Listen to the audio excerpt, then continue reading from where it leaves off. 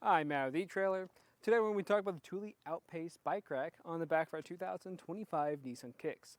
Now this will be a solid choice if you're looking for a rack that's super compact, so if you ever need to take it off, you can throw it in the back of your vehicle, or you don't have much space at home in your garage, you can fit it in there, and it can carry a variety of different types of bikes. So let's check out how it fits on the Kicks. So where I like to start is by this back window. So you can tell we have plenty of space in between here, even if you're on some really bumpy roads. We're not going to be making contact with anything here. But we're not going to have enough space to open up our hatch in this configuration. So what I can do is tilt this back. That's just going to involve me coming to this cable here, pulling on it. And I like to lift up first, and then usually it comes down just like that. Now this is going to have a pretty good tilt, even with a weight capacity of 55 pounds per bike, so great for your lighter e-bikes. And we can open up our hatch and not make contact with anything. This is good because if you need to put any of your groceries away, take them out, or get ready for your bike ride by tying your shoes or grabbing your helmet, you can do that. And we can put it back up into place just by pushing on it, and when I finish that, I can show you how to take it off. It's just going to be a couple pieces. We're going to have these straps on each tire, and these do ratchet down so they get extra tight.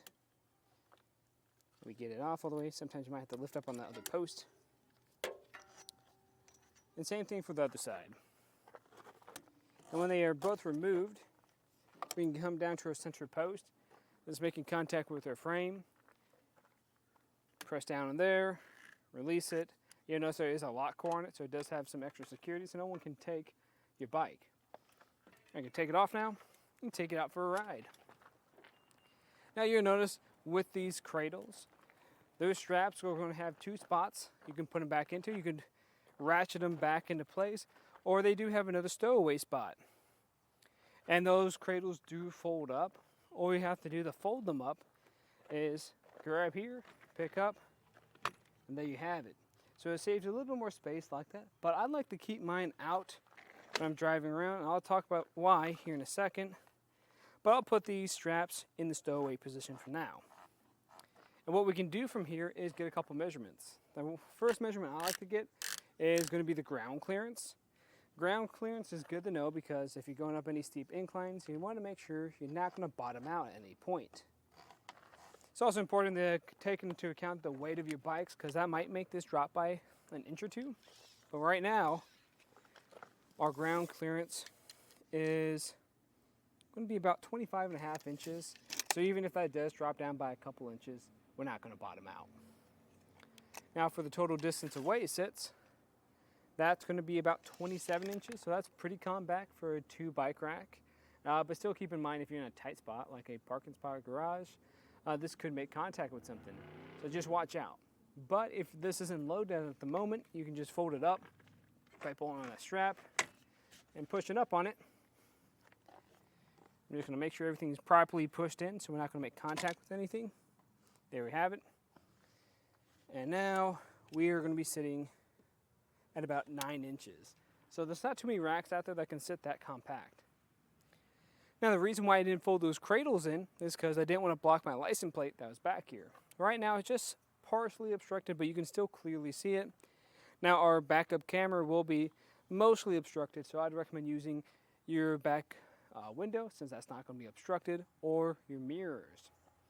And our taillights won't be blocked either. And the way this is going to be installed is we're going to have this anti-rattle device on the back of here.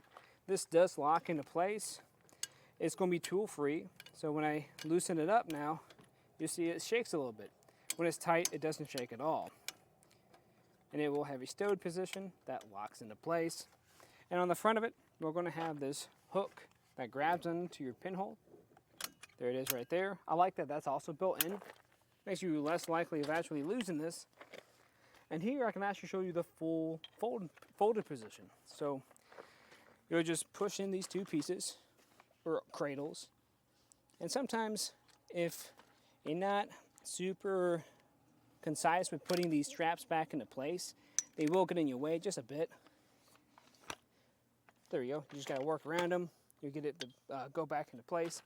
And pulling this strap, as you push down, they get it to sit like this.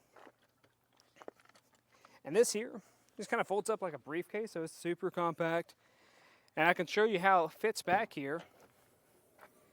I like this type of folding because like this, it's going to be a little bit long. So if I just turn it 90 degrees, we can put this against our back seats. And we still have plenty of room back here for anything else.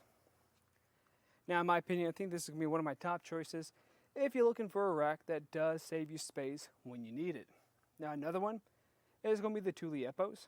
I like that one because it's going to have a higher weight capacity, and it's a little bit easier to move around because it does have wheels on the bottom, but it is going to be heavier too, and it doesn't go as compact as this one. So trying to throw it in the back of your vehicle isn't going to be as ideal as this one right here.